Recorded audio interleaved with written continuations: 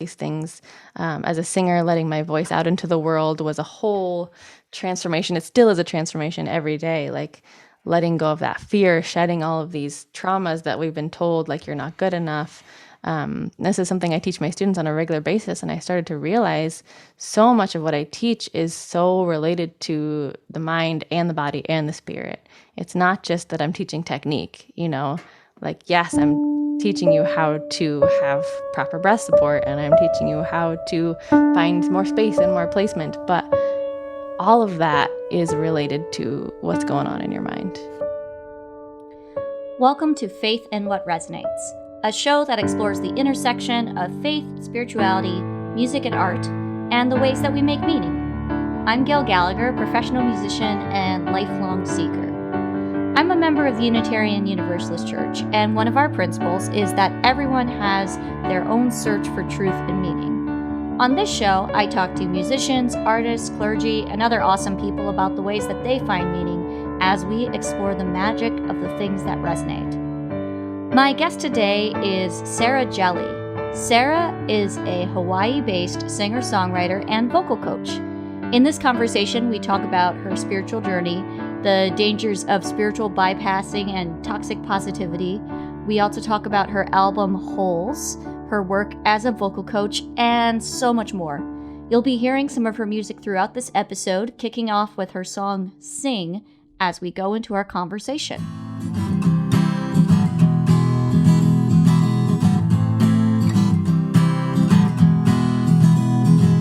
I just want to sing. I just want to sing. Ooh, I just want to sing. I just want to sing. It's all I ever wanted. All right. Well, I am here on the Zoom with Sara Jelley. Hi, Sara. Hi, Gail. And due to the magic of the internet, Sarah's in Hawaii and I'm in Chicago, and we're living our best lives. Sara, can you tell the audience a little bit about yourself and what you do in the world? Yes, I am a voice teacher and a singer-songwriter, and I don't know, I'm kind of determining whether I want to be more of a vocal coach or a voice teacher right now. I'm kind of gravitating towards the vocal coach world because that seems more open-ended and fun, and that's kind of where I'm going with that part of my business. But I'm really kind of trying to grow as a vocal coach and then also as a singer-songwriter at the same time. Hopefully they can feed into each other, and mostly I'm just trying to bring more self-awareness and self-acceptance into the world and let people feel their feelings a little more, and just try and be the best role model I can be for my students and for anybody else that needs one, and also just be a good person and put out good things. Yeah, those are like, we have very similar missions in that. I mean, that's really the best mission, right? Yeah. Yeah. And for those who, just to tell you, the audience a little bit about how Sara and I met. We met through this group called Amplify, which is this really great musician community. And we actually put out albums around the same time last year. Yeah, I think this was like a month before mine. Yeah, and that was just really cool to support each other through that. And we'll definitely, I want to talk about some of those songs later on in the conversation. Yeah. So as this is a show about our like faith journeys and sort of where we find meaning, can you give the audience a little bit of the how it started, how it's going of your journey, and then we'll like dive down into specific patches. Yes. Okay. So as far as my faith journey, I started out with two parents who had been very much indoctrinated in their churches, and so had in adulthood just given up on all of that. So I was raised with no religion, no real talk about faith as far as I remember. And then my mom was diagnosed with breast cancer when I was 8. And then around 9 or 10, we started going to Unitarian church. I think she was just looking for a little more comfort for herself, and also she wanted us to have a little bit of connection, while we were going through this really hard time together as a family. And that was pretty cool. I never really resonated with a whole lot of like the Christian parts of learning about all the different religions. I never really resonated with any of the religion-y things, but I really enjoyed having that community of the Unitarian Church because they're the nicest people ever, and they're so chill and so welcoming. And when my mom passed, we had her funeral there, and I felt like I was very supported and very safe there. So that was really nice. And then teenage years happened, and we stopped going to Unitarian Church, and I don't know, we just kind of did our own thing, and we were just trying to, survive in the world, my sister and I, as teenagers. And my dad was raised Catholic, and so he, I think, has as a lot of ex-Catholics do, a healthy amount of resentment. Yep. towards a lot of the things that happen when you're in Catholic school. And I don't want to speak for him too much, but that's what I got from it. And I didn't really need anything. I didn't feel like I needed a connection to the divine or anything until later when I started doing my yoga teacher training in my 20s. And I was introduced to kirtan and like devotional singing and chanting. And that was really eye-opening because I've always been a music person, and music really touches me like to my core. And so that was the first time I'd really connected with the divine through music. My parents had, introduced a couple, other than Christmas songs, I guess, a couple here and there, little hymns that they enjoyed. But otherwise, that was my first really attempt at connecting to something bigger than myself. And it felt so much easier because I kind of had found it on my own. And I just loved the fact that you don't even have to know what you're saying because it's in Sanskrit, which is like a super ancient language. You can know a little bit about maybe the deities that they're talking about, but you don't even have to know what you're saying, but you just feel the devotion. And that's really the core of it. And I loved that feeling. And I loved how the literal vibrations, the cool thing about kirtan is that your mouth shapes are creating the vibrations of the feelings that you're wanting to get to. And I don't know all the science behind that, but it's such an ancient language that it was created based on vibrations and energy. And kirtan, like, sort of, where is it in the family tree of different practices? Is it like, is it Buddhist adjacent or? It's very Hindu adjacent. Hindu adjacent, okay. I know. Yes. Okay. So you have a lot of Krishna and Shiva and Ganesha chanting happening. And this was super, eye-opening. I was learning so much at the time. And mostly I was just trying to feel. And that was my real first connection to really feeling connected to, like, something's got me, something's taking care of me. And as long as I feel that devotion and I'm chanting and I'm feeling the vibration after you chant, that's the coolest part of kirtan. If anybody out there's ever done kirtan, you know that like it like builds and builds and builds, and there's this amazing like cacophony of sound, and it's gorgeous, and then it calms down and then it ends, and then you're just left in this this like vacuum of vibrations, and everybody's devotion in the same time is like just like tingles with energy. It's so cool. And that, I think, because I could feel that and because I'm so connected to music, that's really what got me really feeling like, oh, there is a spirituality to my life. I can feel like something out there is supporting me in that way, So that was really a beautiful time, and I did a lot of chanting, and because I played guitar already, my kirtan teacher was like pulling me in on everything. He's like, hey, come do kirtan every day. We need a guitar player, and you're such a good singer. Come on. And so I did that for a long time. And I kind of, as you do, you have phases in your life. Things come and go and kind of flowed out after a while. And I kind of spent the last, 5 to 8 years just kind of, I don't want to say floating without a spirituality, because I know it's always been there, but I think my cynical side kind of took over. a little bit.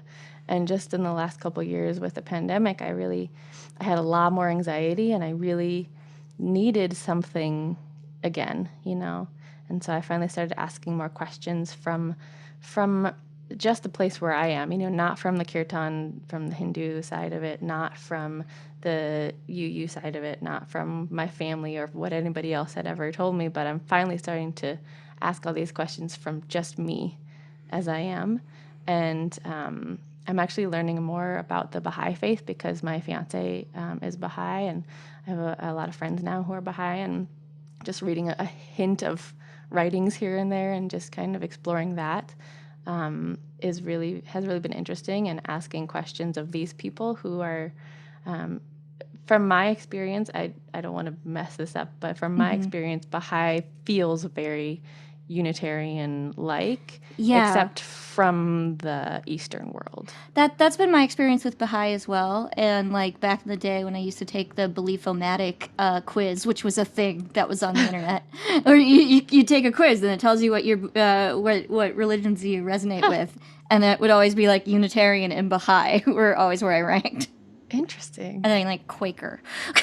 So Cool. yeah, so I'm familiar, and we have a big beautiful Baha'i temple here in the suburbs here that I've seen, and it's amazing. Yeah, it is. I actually got to go because Spencer, my fiance, grew up in Chicago. Oh, cool. And that was his introduction to the Baha'i faith as well. And so we got to go a couple years ago, and it is gorgeous. Yeah. Even if you're not interested in the religion at all, like, it's just a beautiful building. I wanted to circle back to what you were saying about the chanting and the idea that like you're not necessarily like you don't know what is being said, but it's felt. And I thought that was super neat. And there's something about I find, especially as a Unitarian who has Catholic baggage, there's a certain like, I mean, there's a joke that Unitarians are terrible in choir because they're always looking ahead to see if they agree with the hymns, like we're very like cynical. And there's something about like you can't even understand the language, but you have to feel it and you have to sense it, that I think is super powerful. This is accidentally becoming a through line of this season, that like this is the third interview where we've talked about religion as a language. Ooh, interesting. So that's just sort of building itself. But I just wanted to highlight that that's sort of connected to this through line that I'm discovering.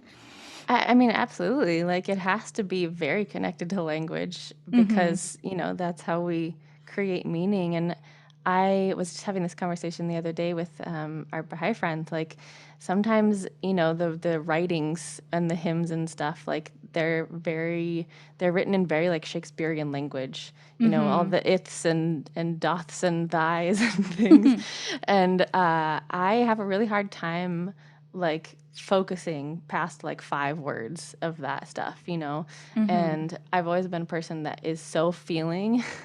Like, yes, I was pretty intellectual in high school because like that was the thing that to do to survive high school and get good grades and stuff. But like now, when I did my yoga teacher training, I couldn't stand to read the Yoga Sutras because they were trying to intellectualize and put into words like very, like the word people use is elevated, and like that's what it feels like. It's like too much for me, I would rather just sit there and feel it instead of having to read a whole chapter about how I should be feeling. You know what I mean? Yeah. And it's music and words being spoken aloud, like Shakespeare. I mean, Shakespeare's not meant to be it's Shakespeare's meant to be read aloud. Like Right. in that same sort of way that, music is meant to be felt, and Yes. and all of that. So you've landed in this Baha'i place and all these things, and then I know you mentioned that you're also into like the manifestation and those kind of adjacent things. So can you sort of unpack what all that is? A little bit. I mean, Yeah.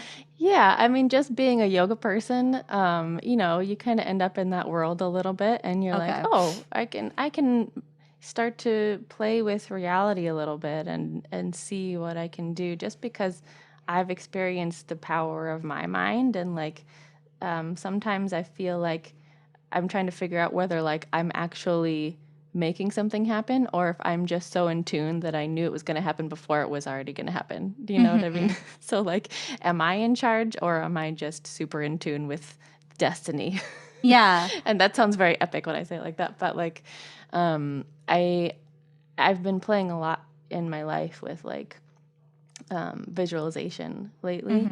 And, you watch The Secret and you hear all these things like, oh, I can control the world with my mind. And I'm like, oh, well, that's really scary for me as a person with Yeah. anxiety because, like, I have so many worries and I go to the worst places in my head all the time. Like, what am I creating? Yeah, you don't like that is a big terrible rabbit hole that I have many opinions about.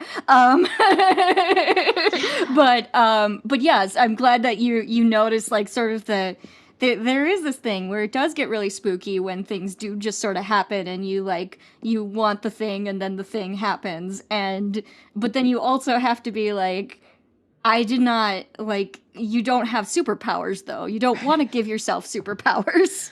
Right, Yeah, exactly. like, Yeah, I don't want that much responsibility. Like, yes. I don't want all of my thoughts to come true. That would be terrible. But I mean, there's something to be said for like I've heard this said that like you can't create all the things that you worry about. It's just that you're blocking all the good energy. Okay. And I also, not to paint myself as this terribly woo-woo person because I feel pretty balanced most Okay, of the good. time. But like I also I'm certified in Reiki. Yeah. So, there's that. But through that, I really learned that the energy there's just one energy. And I really believe this. I've come to believe this, that there's only the divine energy and you're either allowing it or you're blocking it. And like the bad things are not from bad energy. It's just that you're blocking all the good energy from coming in. And when we do Reiki, we're taking away those blockages so the divine energy can come in and do all the healing that you need to do. And whether you believe it or not, it really doesn't matter. But that energy is happening, and you get to choose, where you're, whether to clean off your satellite dish or not. Yeah. I definitely agree with the sense of it, like it being like something that you tune into, and it's just something that you can tap into, and like it's that still small voice of wisdom, or Yeah. whatever. And whether it's an internal or external force, like however you want to paint it. Um, I I think because I spent the pandemic very much in on the internet and following a lot of this is a little bit about my journey, is that Yeah. I went through a phase about around like January or so.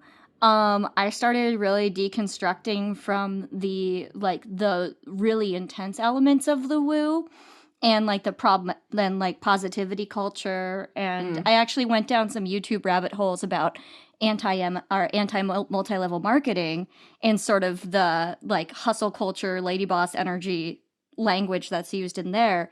And I looked at that, and I looked at some of the coaches that I followed, and I unfollowed those coaches. Oh my gosh. Yes. Yeah.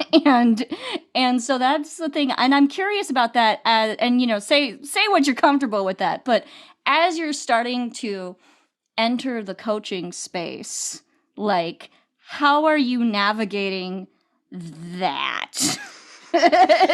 Oh my gosh. Yes. What a huge topic. Yes. Yes. As somebody who has been kind of on both sides of that, like, yes, I have done an MLM and I have, you know, been around all these people that are, we have started to call it ungrounded spirituality. Okay. Like, when you get to the only light and love and everything else doesn't exist kind of ideas, like the spiritual bypassing, like, I didn't know that was a thing up until like 5 years ago. I didn't I thought I could just, be who I was and not have to worry about all the bad things, and I could just focus on the good things, and I could tell everybody else that this is the way to be, and they just weren't understanding it, and that's a whole codependency rabbit hole as well. But like, that was definitely problematic, and I didn't understand how much I was spiritual bypassing. And then a friend brought it up in a Facebook conversation, and I was like, oh, wow, okay, I need to look at myself. And I think that's around the time I had started going to therapy too. So I was really diving into all this stuff on the inside about how much weight I was putting on other people's opinions of me, and also what I felt about myself, and how I was, over pushing myself to be somebody that, I thought was the right way to be, that positive vibes only culture. And that sometimes happens here in Hawaii. Like, people mistake aloha culture for like, you just have to be nice to me all the time. Yeah. And that's not really how being a human works. We have No. emotions, we have anger, we have the ebb and flow of shadow and light and all that stuff. And so people come here as tourists and they're like, oh, this place is closed.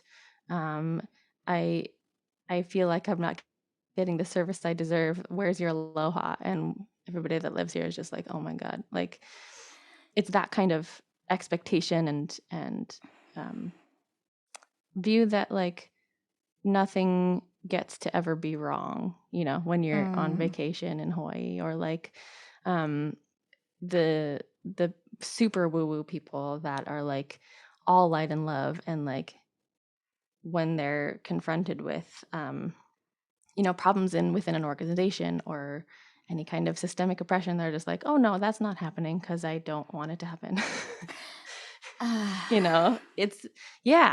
It's a whole thing, and it's hard to dismantle that inside yourself when you're a person that hasn't had anybody shine that back in your face, and you haven't had any practice with doing deep inner work. And I don't want to say that everybody who is like that has never done deep inner work, because they totally have, but it's hard to be in that energy. Yeah, no, and that's it. Thank you for unpacking that. I know it's a rabbit hole. It's just a thing I'm very curious about.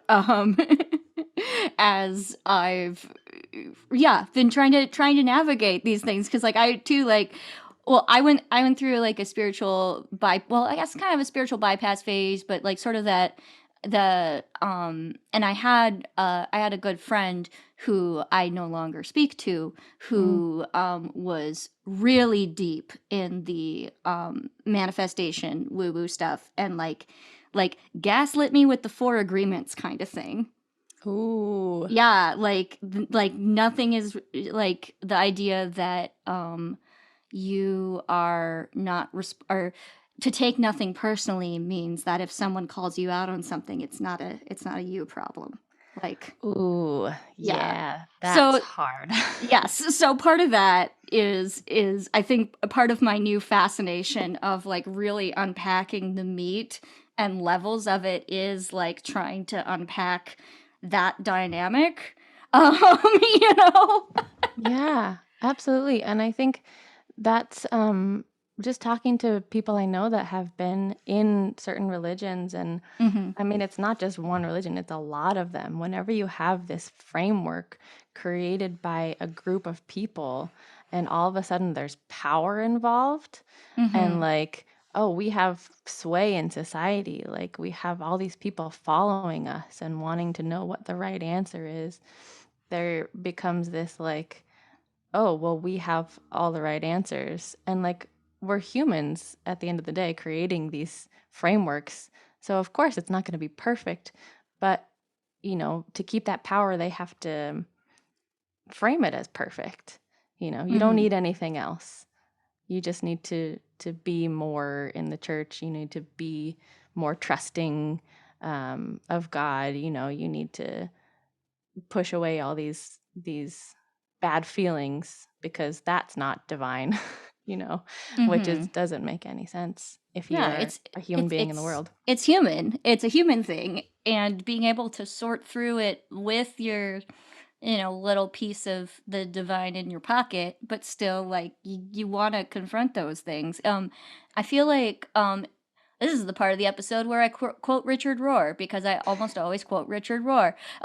He's a he's a Franciscan mystic who's like, I'm on his email list and I'm deep in it. But one of the things that he says a lot is this idea of order, disorder, and reorder, and this idea that there's this need in a lot of religious structures where it's like the default is like, this is the thing that I need to do to check all the boxes, but the authentic spiritual journey is the things fall apart and then you put them back together.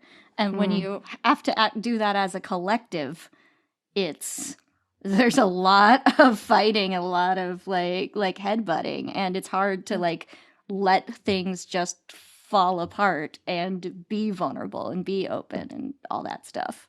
Yeah. Oh my gosh. That I think has been one of my most important journeys as a human being. Like, I haven't actually read any of her books, but this one quote from Pema Chodron, the lean into the sharp points. Have you heard that? Like, that's my whole philosophy in life. Like, just like whenever anything hurts, just like don't defend as much as you want to. Like, just because you're in pain doesn't mean you get to put that on somebody else. Your job is to feel through that and go through that black hole, because what's on the other side is going to be understanding, is going to be just relaxation. Emotions don't last for that long, but so many people feel that pain and they automatically go, ooh, I don't want to feel that. What can I do out here to change that outside of myself? And I see that so much in all systems, not just religious systems or faith systems, but like everything in our society. There's so much defensiveness and unwilling to feel your feelings. And so I've been struggling with like this idea that like I was raised to be very cynical, and like part of me is like, oh, I wish I had been raised with a little relationship to faith and like a little more trusting. But on the other hand, I'm super grateful for my cynicism, because that means I didn't just follow anything blindly without, really thinking about, is that really what I believe? And, not trusting anything or any human completely because they're human and they're fallible. And faith is such a hard thing in that respect, because even Jesus was a human, like everybody has faults, and those moments where you get poked with something painful in your heart and you go, ooh, ow, that hurts. And you have that decision in that moment whether to really feel it or to deflect. Yeah.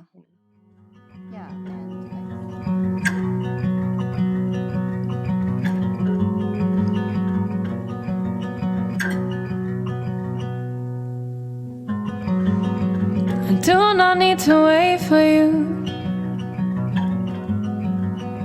I do not need you to call. I do not need to miss you. I'll catch you when you fall. Hi there. We'll be back to my conversation with Sara Jelley in a minute, but I wanted to quickly tell you about what's happening with the New Faith New Media Network. As you know, this show is produced by New Faith New Media and Interfaith Podcast Network. We just launched our crowdfunding campaign to help us pay for an amazing new website. This website will include our very own discussion forum where folks from different faith backgrounds can build community, discuss NFNM shows, and connect on other topics as well. Shout out to Susan Lavelle, Katie Oberly, Al Cole, Lori Morrison, CJ Tour, Richard Bell, Cameron Hood, Sue Burke, and Lindsay Brown for their donations so far.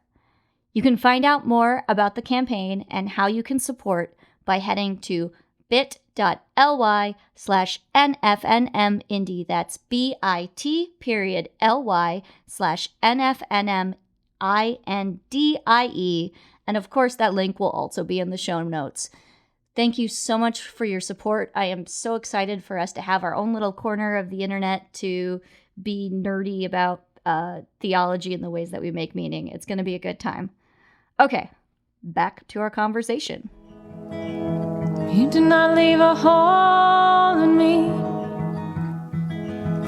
though I know emptiness. You will not fill the kind of hole. You said the thing about being poked, and then my mind went, "Isn't that a song lyric?" And I did not mean for that to segue, but is that in Alice, or which song of yours is that in? Because I was listening to your album before this interview. Oh, thank you. Yes. I mean, in Holes, I talk a lot about that idea of going through that feeling and feeling through to the other side, because that's what Holes really means to me. Like when you have this hole in your emotional body, that's where you get triggered with certain things, and like some people have this hole around their intellect, and that's where they really feel like less than, and so that's where they're, they have all these feelings of not good enough, and people are just trying to fill that hole with something else, more courses. This is totally mine, by the way. I take more courses and more courses, and I learn more things so I can be prepared for all the things. And what I really need to do is just feel okay with not knowing everything, and just feel all the way through that to like, okay, to that self-acceptance place, and then just do the things from where I am. And so that's where my number one value right now is self-acceptance, because I think we all need a little bit of that, because we're all doing things in order to compensate for what we feel like we don't have. Yeah. And that, I mean, it definitely relates to my whole album. Pretty much every song on there I wrote because I was trying to feel through all these feelings of like, I'm trying so hard. Why is this not working? There's got to be a better way. And then I started learning about the theory of holes and the diamond approach, which is a whole thing I'm just like putting my toes into. What's the cliff notes of that? You said the diamond approach? Yes, it's I don't even know it, because I'm just very much relating to it in a very baby way. But my therapist recommended it because I know that I need a spirituality in my journey towards mental health, because I haven't really gotten to the point where like I can trust that my anxiety is going to go away, or that whatever I'm worried about is not going to happen. And so that trust and faith is the thing that I need. So she recommended this book, and it's very like a whole lot of where it shows up in the world is therapists actually running workshops around it, not necessarily like putting it into their therapy within sessions, but like, here's another tool for you as a human. And it is very much that theory of holes. Like you have all these holes that you're trying to fill with other stuff, when really you just need to go into the hole and feel it all the way through to the end. And that's where any kind of resolution is going to lie. Yeah.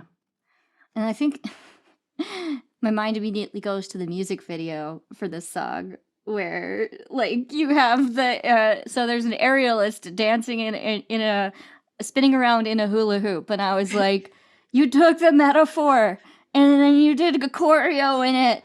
I went super meta. Yes, I did. It was so good. I will link these things so people can know what we're talking about. Yeah, I wasn't sure whether that was going to be too on the nose, but I really liked how it turned out. Like, I mean, so that was my friend Victoria. She's an incredible aerialist, and I basically just told her like, this is what the song is about like this relationship that wasn't feeling fulfilling, and I was trying to feel into all these feelings, and so she went into that hoop and felt all those feelings and danced it out, and it just turned out so gorgeous. That's amazing. I'm trying to think of other. So the other like I guess single from that album that I know you talk about a lot is "Can't Fix Anybody." Yeah. So That can you was sort of unpack that one for the audience? Yeah, so that was the beginning of my journey with codependency. I had just started going to therapy and was ending a big relationship because there was so much codependency going on within me, and we just weren't um, good for each other anymore. Like we just needed to go separate ways. And so I was then starting to see where it showed up in all my other relationships in my life, like just friend relationships, acquaintances, just how much I was like, I had this energy of like, please like me. Like, why are you acting this way? It's so dumb. Like, I have all the answers. Like, don't you just want to do this that I have, just go do yoga or like go eat vegan or something. Yep. It'll fix all your problems. But I have a string of that as well, so I get that. yeah. Yeah. But it to me, codependency at the core is putting everybody else's potential on a pedestal, and you're addicted to other people. And you feel like you need those people in your life, and you need to be the one that's going to fix them. And so I started realizing like, oh, this person's really getting on my nerves. Can't he see that he's just being ridiculous and he should just do this other thing, go the other way? But you can't change people. You can't make people just stop being ridiculous and stop being themselves, because there's a whole lifetime there of trauma and just how they live their lives and how they prefer to live their lives. And I realized so much that it was way heavier on me than it was on them. Like, they're just living their lives. They're doing their thing. Even though it might feel really annoying and abrasive to me how they're acting, they're fine. They're floating around on their cloud. Everyone's on their own journey. Exactly. So then I realized that all these things that were bothering me about these people were really, like, in a smaller way, things I didn't like about myself. Because I had tendencies to maybe not like super 100% like them, but I definitely had these tendencies, like the indecisiveness of somebody else just got on my nerves so much. And I heard all these people talking about like people, thought leaders that I listened to and teachers and stuff. Like, I kept hearing this message of like, you are only bothered by things that bother you about yourself, and that like you feel bad about in some way. Otherwise it wouldn't bother you, Like, I don't care if people don't eat vegan anymore. It doesn't bother me. But at the time, it really did, because I felt weird about my being vegan, So, and that's a very surface level example. But yeah, it definitely taught me that I needed to look in first and foremost. Before I do anything, have any conversation with anybody, I need to figure out how I feel about that that behavior or that concept within myself. So like, my indecision really bothers me. So of course it's going to bother me in somebody else. But when I get okay with that in myself, when I accept that I'm maybe a little indecisive and, not the most super aggressive person, like, it will feel better on the inside, and therefore it will feel better watching this other person go through that too. So hence, you can't fix anybody but yourself. Yeah. And I want to put a disclaimer on that. Like, at the time, I hadn't really realized that like saying that phrase meant that you still have to fix yourself. And now I'm much more on the side of like, you don't have to fix yourself. Like, you can work on yourself and you can grow. Yeah. You don't have to fix yourself, So that wording's not the perfect, but. Everybody's got that one old friend, the one I'm talking about. One that doesn't like to hang around, but doesn't like to feel left out. Back and forth again, like a carnival ride. Complaining, raising hell, but never gone, just cannot decide. Somebody should just slap on I'm good. Anything you say never will sway all your solutions. Put them back on the shelf, 'cause you can't. So tell me a little bit about sort of this new vocal coach path that you're sort of discovering and what you've got going in that area. Yeah, totally. And I definitely wanted to talk to you more about this too, because you've been a music teacher for a long time, and like what parallels you have discovered with music being life, like this little music is a little microcosm of like the lessons that we're learning as a musician are very much related to lessons as a human, life lessons as a human, and that trusting idea of having faith and so what I'm trying to do is really let that part of myself out that has all this experience having these really deep moments of introspection and going through all these things. As a singer, letting my voice out into the world was a whole transformation. It still is a transformation every day, like letting go of that fear, shedding all of these traumas that we've been told, like you're not good enough. This is something I teach my students on a regular basis, and I started to realize so much of what I teach is so related to the mind and the body and the spirit. It's not just that I'm teaching technique, like, yes, I'm teaching you how to have proper breath support, and I'm teaching you how to find more space and more placement, but all of that is related to what's going on in your mind.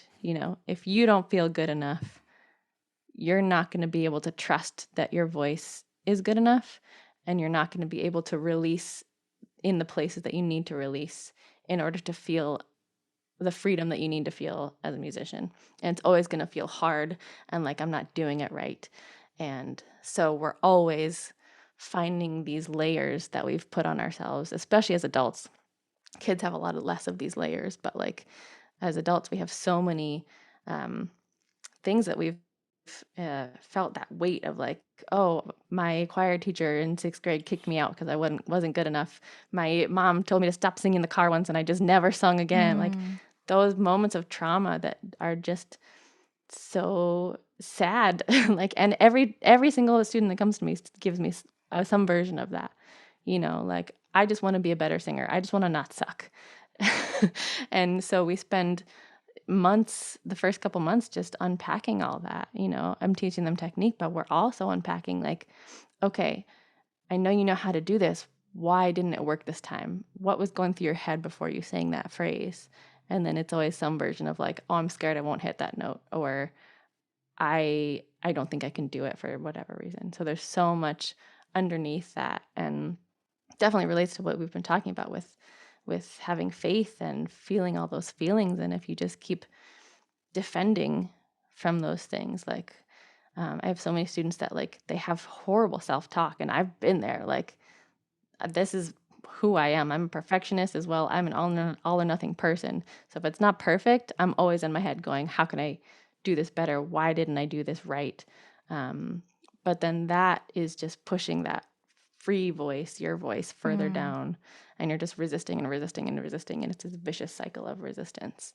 So what I am morphing my business into is, are you a human? Are you a whole person who wants to sing? Let's work with this whole person and have that be the goal, is to find you as a whole person, as a singer, and to really take away all these layers if we can. Yeah, that's really beautiful, and I definitely like see parallels in my own teaching. And I have to say, from like a personal aspect, the undoing of the vocal trauma thing is a real thing. Mm-hmm. I had a choir director who, in hindsight, as a grown adult, I can be like, you were burned out AF and you were done teaching high school students, so you yelled at us a bunch. But Yeah. like I made my peace with that aspect, but she still lives in my throat a little bit.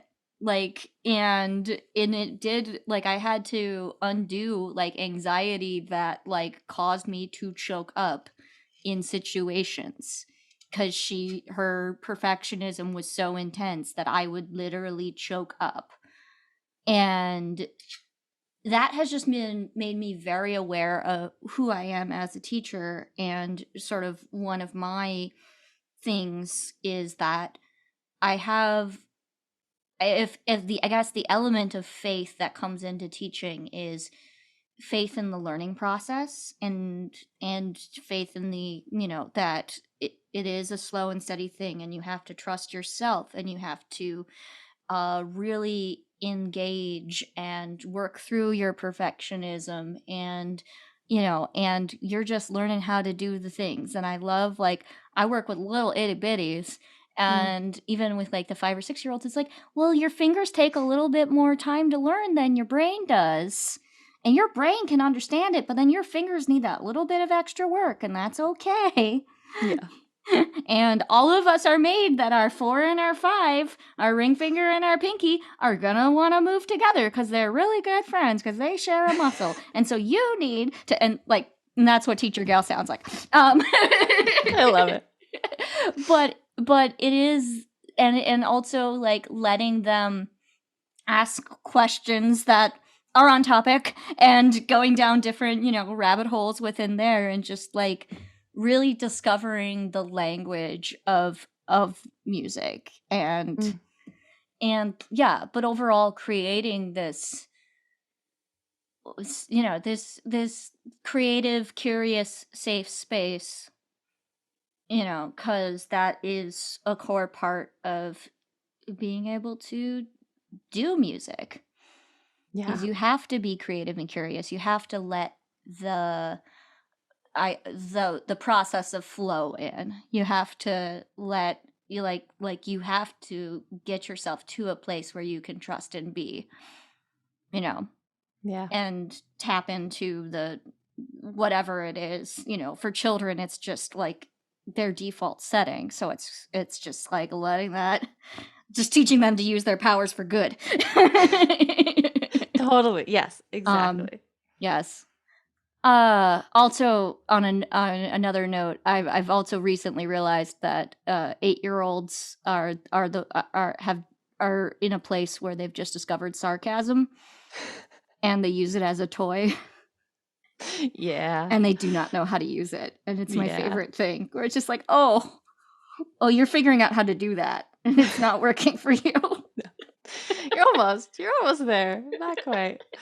Please stop picking on me. Let's play piano. Right? Oh my gosh, yes. Kids, they learn so fast, but they don't learn like the full meaning of everything that fast. And so it takes a while for them to catch up, I think, to like how it really lands on other people.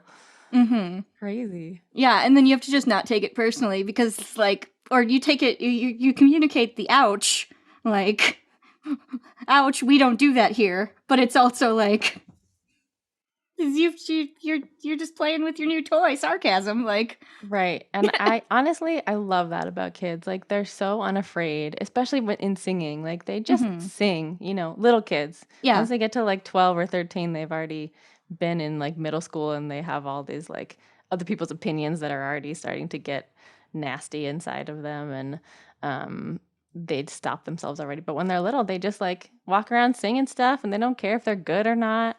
And that's the freedom that I'm always trying to get my students back to, is like, as an adult, I have put so many ideas of how I should sound, and like, the people I want to sound like, I put so much pressure on myself to sound like them, and to be as good as them, and to feel as free as them, and to do all the things like them. And so much of voice training in my studio is unlearning all of those things that we put on ourselves, the expectations, and all the things that keep us from just letting our voice out into the world, Like so many of my adult students just will not sing in front of other people than me. And that's what this next growth of my studio is going to be. Like, I don't want to be the teacher that just lets you sing to me for 3 years. Like, that would be doing you a disservice, you know. Music is a performance art. So I'm trying to like give them a little push out into the world. So I'm starting this group program where they can have this safe container to sing in front of other singers who get it and who are on the same level, and they can support each other in that way. And they also get to hear other people's feedback at the same time. Like, if I'm giving somebody feedback about belting and like you're not maybe belting yet, but you osmose that and hold it for later, you might be able to, you know, shoot past that milestone faster later. So that's I'm super excited about this group program, because I think I have a bunch of students right now that are like, they've been working so hard on all the technique stuff and all the mindset stuff, and I finally think they're ready to like take baby steps out into the world and to start singing imperfectly. And that's the hardest thing for adults, but I think it's necessary to do that. I mean, I'm sure you know, as a improv musician, you just got to let it be ugly sometimes. Oh yeah. You know, that's the thing. Yeah, it's like, oh well, we made a choice there. All right, you just gotta keep going. Like, Totally. yeah, no, I've when I've taught drama to, or when I've directed like musicals filled with small children, and like the last day they're like, what if this happens? What if this happens? What if this happens? What if this happens? And I'm like, at a certain point, you just have to believe that no matter what happens, you're going to solve that problem when the problem is happening. Yes. But but things are going to happen. Things are going to happen. Things are going to hit the fan. Yep, and you just have to trust your ability to solve it in the moment, but that's not a now problem. Right. Right? And, oh my gosh, that is the definition of faith to me. Like, you have to just step out onto the ledge. Yeah. And then you have to take the next step past the ledge in Yeah. order to have any kind of understanding about what's possible for yourself, what you can do, and trust yourself. And trusting yourself is the hardest thing. At least it has been for me. Like, so many people who are like entrepreneurs and like, you know, just go out there and be like, oh, I'm going to make $1 million this year. Like, they have like less of this fear, or like they don't have the switch or something. Like, they're missing some kind of layer or something that stops them from just like taking the risk and having faith, and they just have the faith. And so that's what I'm working on in my life right now, is just trusting myself. And just like I have on stage, like the fear that you feel before you go out on stage, like it means that you care, and it's motivating you to do the best possible job you can do. And because you're afraid, you're probably going to do even better than if you just didn't care and were like, blah, I'm going to go and sing now, you know. And that relates to pretty much everything else in your life. Like, if you feel the fear and just do it anyway, you get to learn about what you can do, and then you're ever moving up on that ladder. It's that idea that there's the order of, like, this is a big old metaphor, but I'm gonna go riff on it. Love It's this idea that you have a script, you have your plan, you have your goals and the stuff that you're working on, and you have your script, but then, you know, something doesn't happen. This set piece didn't come in. This person said not the line that you thought, and then you have to improvise. And like, something I say a lot is that I view the universe or the higher power or whatever as an improv partner. It's not a wish granting factory. It's an improv partner. And so you're going to do your initiation, and it's going to give you something. And sometimes it swipes the scene, and you're just like, well, here we are at the Ben and Jerry's. I don't know. Like, Yeah. That was my improv opening. Thank you. Okay. Like, and yeah, it's learning to have plans, but also be prepared for those plans to shift and change. Oh my gosh. Yes, that's such a good metaphor. And I mean, everything. You can't go through life just like hoping that everything's going to stay on script all the time. Like, it's not going to happen, especially if you're working with other people and doing anything out in the world, which is where all the growth is, right? If you do things in your own little world and just do them all by yourself, it's maybe going to go more on script, but who knows, you know? Yeah. And I think talking about manifestation in that way is so awesome. I love that universe is an improv partner because sometimes you can visualize and do all the right things and like, I'm going to manifest $1 million. And then it comes in a way that you don't want it to come, like you get hit by a bus and then you get like all that money from a settlement, but then you can't walk anymore, But also like, you didn't cause that to happen with your mind. You just got hit by a bus. Like but that was the universe's improv answer to like, oh, okay, you want $1 million? Here you go. Yeah, it's fine. Or maybe it was just like, this was not actually connected to that ask for $1 million, but you got hit by a bus. Like, Right. Like, this is what's happening. This is my random thought for today. What are you going to do with it now? Here's my initiation. Swipe at it. Yeah. The universe is a funny, sassy individual. Yes, exactly. That's one of the core themes on this show. Yeah. It's the sass of the universe. Awesome. This has been a really great conversation. I'm glad we got to just like sort of unpack the suitcase of all of the things there. Is there anything that you anything else, like any sort of final thoughts, other things burbling that you want to make sure that you voice? I always like to just remind people out there who are creative people that, it takes a lot of, just that energy of like, I'm just going to do the thing, knowing that it doesn't have to be perfect. Just taking that pressure off yourself and just allowing yourself to play can be such a good place to start. Like if you want to sing, go take one voice lesson or go to a karaoke night or something, just finding that one first step that you can make to make that happen without all the pressure that you feel like being a singer has to have.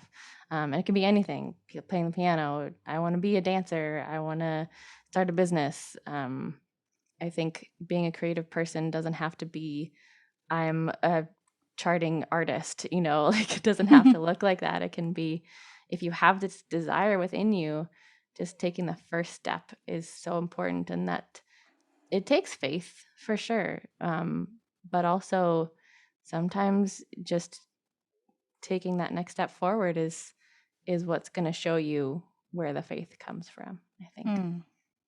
Yeah. All that good stuff. Thank you. Where can people find you? Where do you want to send people to find out more about you? All that good stuff. Yes. So if you want to hear more of my music, you can go to sarajelleymusic.com, and that's Sarah with no H and a jelly with an extra E before the Y. And I'm writing a lot more, and I'm hoping to put out an EP or an album or something in this next year. So that's cool. If you want to do that, it's all on Spotify as well. The album Holes is on Spotify and Apple Music and all the things. And if you want to know more about me as a vocal coach, you can get on my mailing list for that at found.ee/vocalmagic. And it's a very fledgling little site because I'm just creating my internet presence for my vocal coaching. But you can learn more about what my new program is going to look like and send me your email, and I'll send you some cool stuff, and we'll keep you updated on where that's going. Awesome. Thank you so much for being on the show. This was wonderful. I'm so glad we could connect again. Me too. Yeah. I know it's been so long since we actually talked, and I'm so grateful to you for having me. And it was such a lovely conversation. And I love these conversations where at times you get this ooh, this is getting really deep, and ooh, should I be talking about this? But I'm going to talk about it anyway. And those are my favorite, real deep conversations. So thank you. Yay. Thank you for listening to Faith in What Resonates. The theme song is My Journey, My Song, the first song I wrote back when I was 19. Thanks, past Gail. Faith in What Resonates is part of the New Faith New Media Network, You can discuss this and future episodes in the New Faith New Media Facebook group at facebook.com/groups/NFNM group. You can also follow us on social media, and those links are in the show notes. If you want to support New Faith New Media, you can support our crowdfunding campaign at bit.ly/NFNMindie, or support us on an ongoing basis by becoming a patron. All Patreon supporters get access to our Patreon exclusive podcast, Blessed Lunatics, where the founding members of NFNM explore the divine through laughter, which is code for we drink and we share stories and make jokes about our different faith backgrounds. It's a good time. Finally, if you want to find out more about the other things that I do in the world, head to gailgallaghermusic.com. Thanks for listening, and remember to stay curious and follow the magic of the things that resonate.